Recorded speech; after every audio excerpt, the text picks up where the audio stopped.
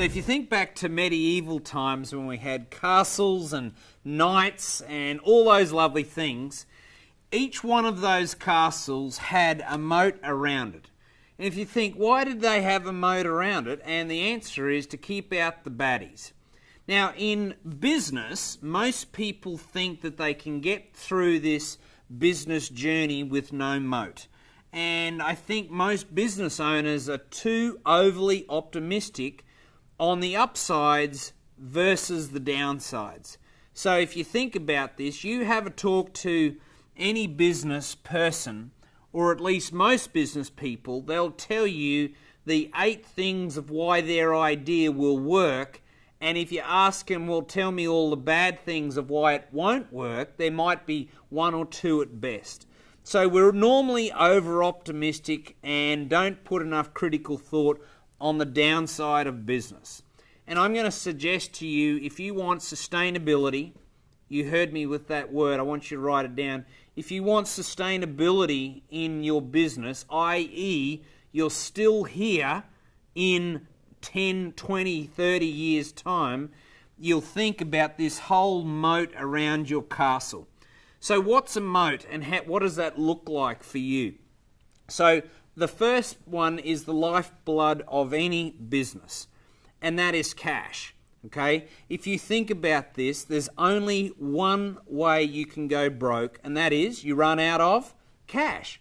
So if you don't have some form of moat around cash, now that could look like literally cash in the cigar box. It could be cash on the side that's not in the daily operations of your business that you can draw on. It could be lines of credits, overdrafts, etc., so that if there's a problem about to happen on you and your business, that you can draw on that so that you don't have to go out of business. Just remember the stat. Please write this down.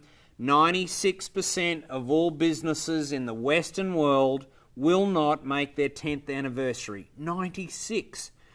That means there's only a 4% survival rate, right? Which is really, really a bad stat. But here's another stat. Of that 4%, 80% of those won't ever get over $2 million of revenue. So they never actually end up getting big.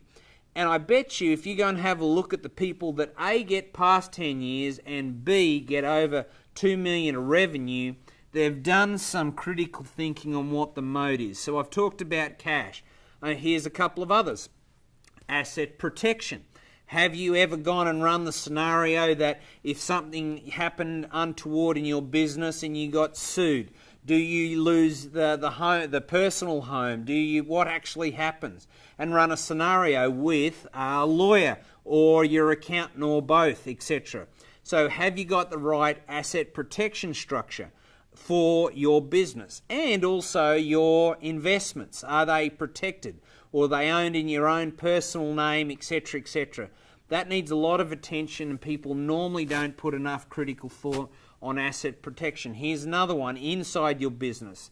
Have you analysed and what systems and team, have you actually got a sustainable team and systems to be able to get you past 10 years? Have you built and have the knowledge of culture, etc.?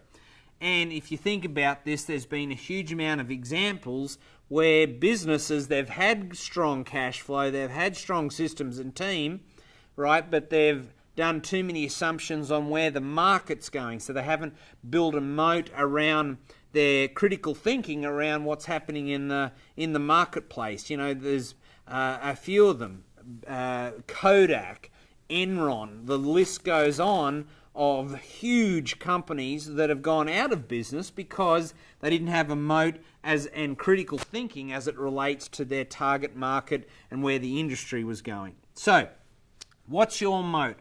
Where do you need to do more work in the next 90, 180 days from now? What are the goals on your moat? Do you actually have some goals with you, your team, your family, etc. on it? I know I do. And the reason is that I still want to be the castle standing in 10, 20, 30 years and all the different businesses and ventures that we do. And I wish that for you as well. Go and build a moat. You'll thank me later.